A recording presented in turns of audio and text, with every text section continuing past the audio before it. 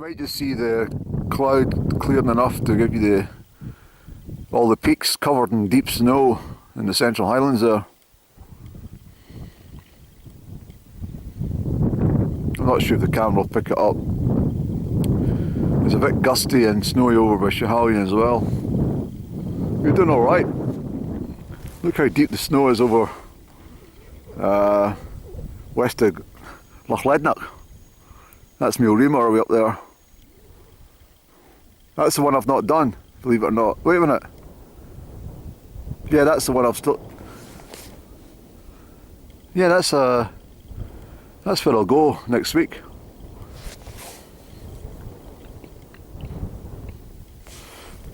That's the one that's so far out of range I can't get to it.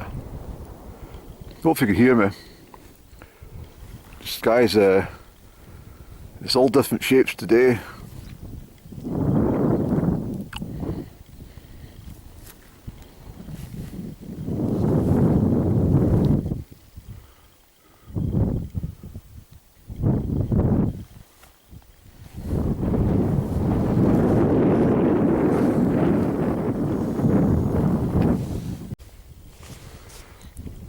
I'm afraid most of the showers have been separated by this range of hills, and most of them are heading up towards Loch Tayside and right through over towards the Monaleith Mountains up by Newtonmore, Dalwhinnie direction towards Blair Athol.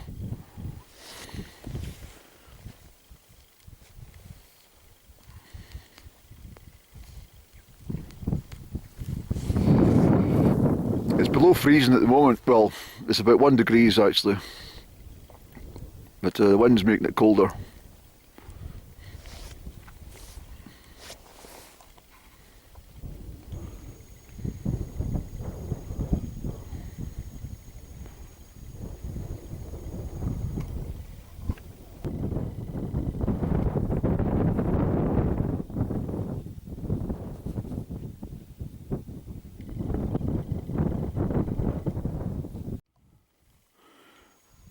So I think what we'll do, we'll make our way down while we're in the clear.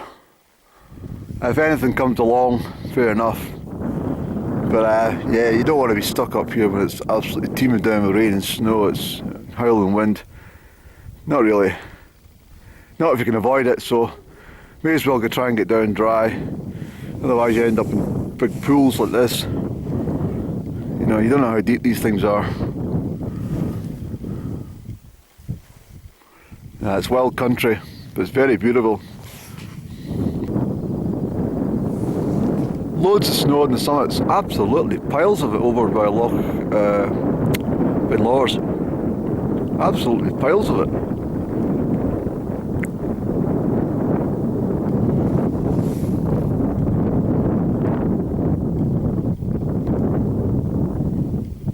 Come on, it's too cold. Let's go. So it's a very long way down for the Kirk at Amulree today, but nevertheless it's been enjoyable coming up here today. I'm satisfied I got up here, you know, in dry conditions. It's not been too bad. There's a little drizzle, but nothing serious. My only disappointment was I would have loved to have been engulfed in some cloud like we've got over that way. You can't win them all, you see. The sun's just been breaking through at the right place for me. So in a way I'm kind of blessed. A lot of people would be quite happy with conditions like this on a mountain. You know, no sodden gear. But so I'll make my way down. It's a bit tricky to start with. The big cliffs are over that way. But you can see Loch Fruchie and the Branburn and the hamlet of Amulree. Probably won't pick it up in the camera actually, but that's the east end of Glenquay going into Strathbran, which then winds its way down to Dunkeld and stuff. And all the ranges which I've done over there, all over there. Where is it? Crieff and Meall do over by.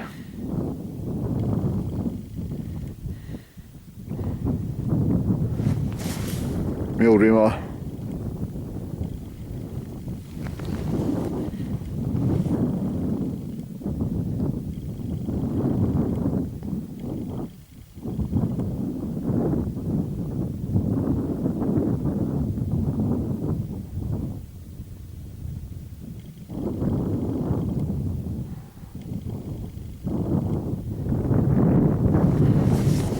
You might make out the Lowland Hills way down there in Fife. I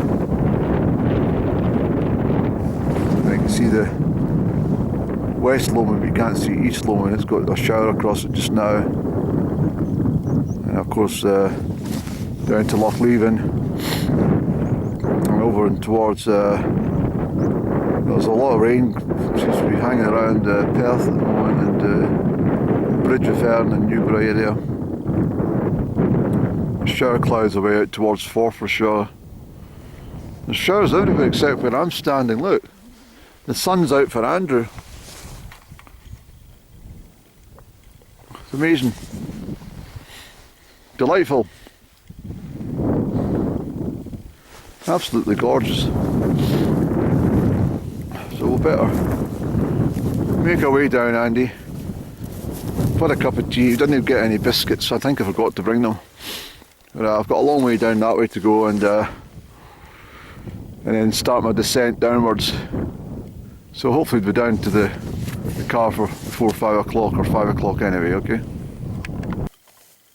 So that's me done my deed for today, my tramp up Meall and Fuaran, and I didn't get the excitement of the clouds that I was expecting. It's not long after, I got down for 5:05, which I think is alright, yeah. I've had a cup of tea and stuff, and I haven't even looked out if I got any biscuits. I can't remember if I put any biscuits in. I don't really eat a terrific amount when I'm out and about on the mountains, unless I'm away for a 10 or 12 hours episode, but that's not often that happens, I have to say, unless it's into the month of May or something. But it's because it's my dad's birthday. I wanted to just do something a wee bit different and be up to the I wanted to be up next to the clouds, to be near him, but I don't need to do that. I'm near him anyway. He's near me, just like lots of my ancestors. I feel them quite close often.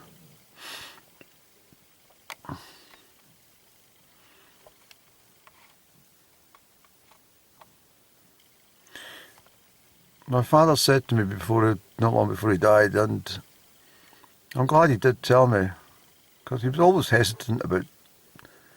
He wasn't really a soft-hearted kind of chap. A different generation. They didn't have much emotive talk.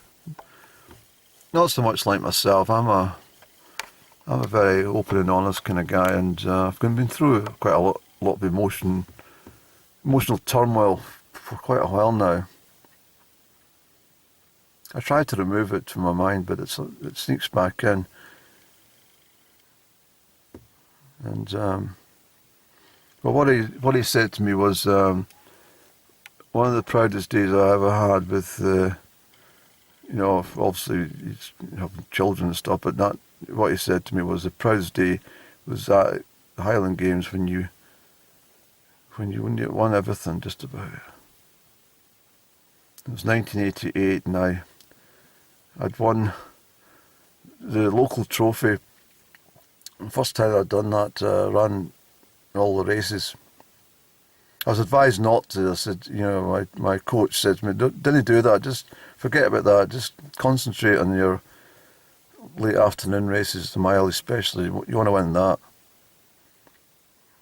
I was beaten right on the tape. I'm still convinced I won that race, and I know it sounds like hard cheese kind of stuff, but what was the guy's name? Jim Donald of Whitburn beat me. And it was literally two people like that at the line. And I think the judges gave it to him because they didn't want to be accused of local favouritism. But I know I touched that tape before him. I know I did. It was a great race, right enough. It really was. The crowd were absolutely fucking amazing. The crowd all rose to their feet on the last lap. It was. I could still hear it. You're boxed into a vision of what you're doing, so you don't really hear much except for this roar. But I could hear my name getting shouted lots of times. I really could. I could hear it from all over.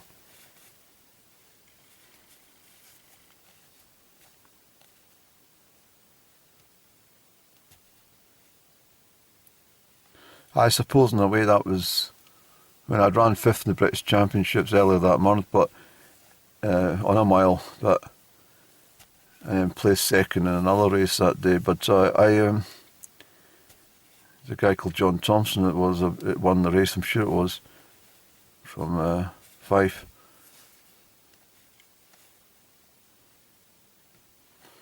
Why am I sitting talking about this? Oh yeah.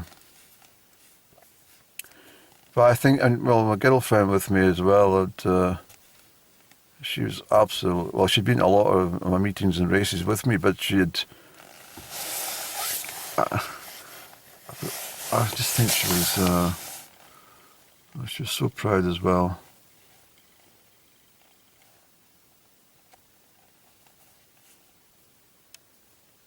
Of course, the prize money came in very useful too. Quite a chunk of prize money that day.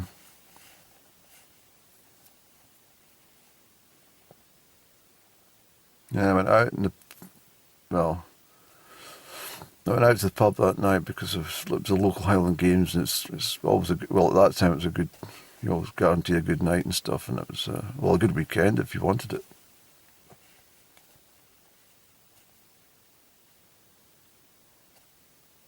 That was when they held the Crieff Highland Games on a Saturday, of course. But it was just a great day.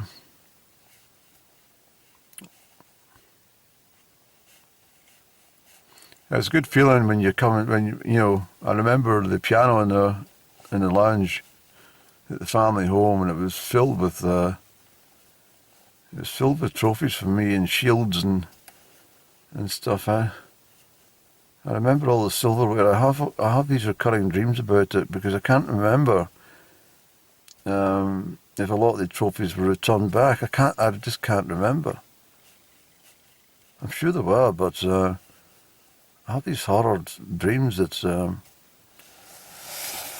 they were in a cardboard box and left in a property that was staying in just not long afterwards in the loft, you know.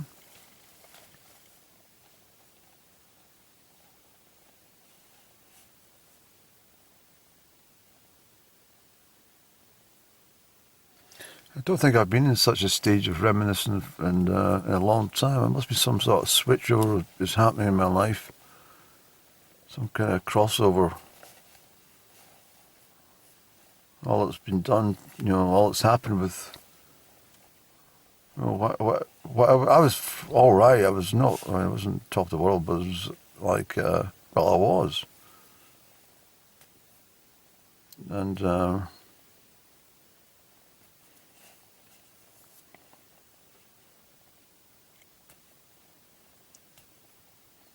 there is definitely a deep injury it's been caused by up and down.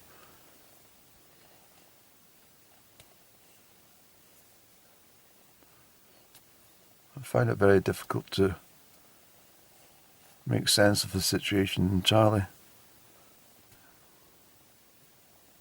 I find it very cowardly that she does not explain it a little bit more.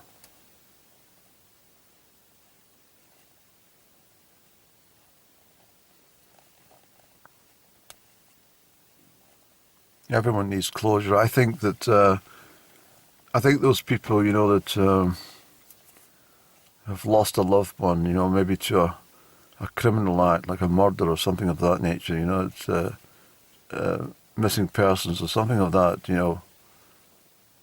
What, you know, for example, the murder, and the murderer who's been convicted doesn't give up where the body is. It must be dreadful for the family. There's no closure there. And likewise, missing people, you know, missing persons. There's so many of them as well. They just vanish completely.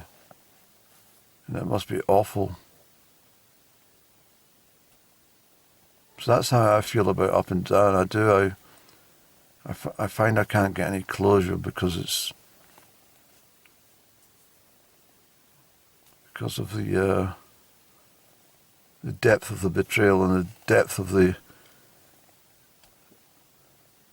hurtful, cruel things that were said and done. So no reason.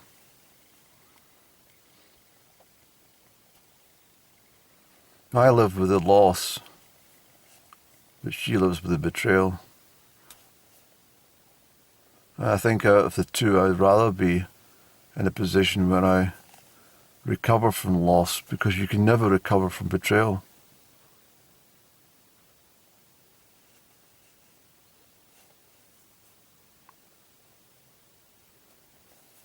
Or more precisely, it's the act of betrayal has one forever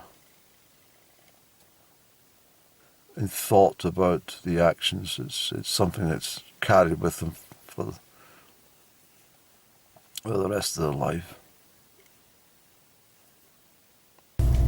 For goodness sake, Bob, get out of the way. There's too much nonsense with you boys. Too much mischief with you lot. You know that? Get back the way, you. Look, you're in the wrong place, you silly devil.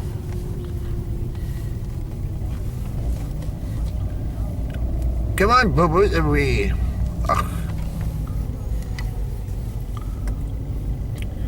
You'll get a row for going along here. You're going to get a row. Oh, look at them all behind me. See them?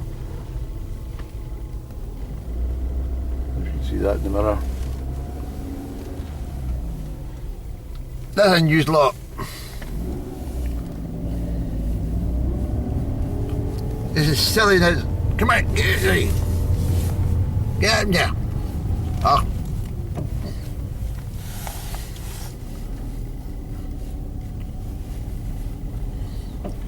Come on, Bubble.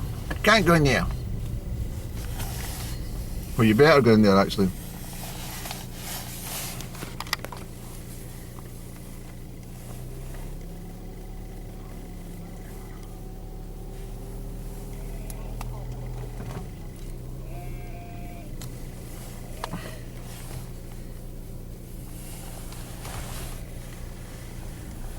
Okay.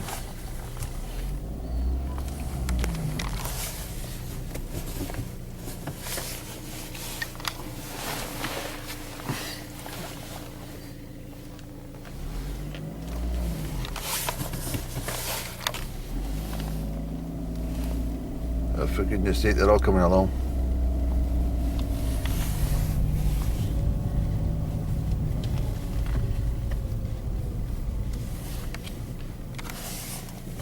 And you'd be better waiting. They're all coming along here. This is silly business for you lot. You've no idea. Look at this lot over the fields doing it as well. This is what happens with the sheep. They get away out of the field.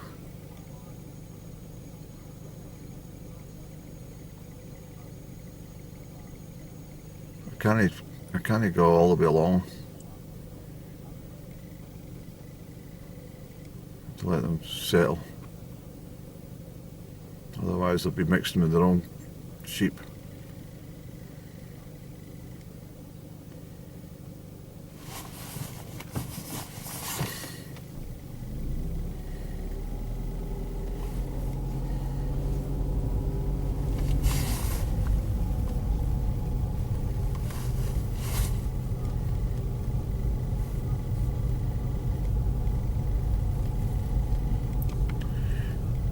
Come on, Bobby, this is no fair.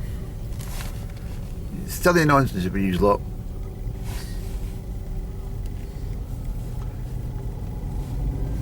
That's it. They can do what they want now. I'll be settled now.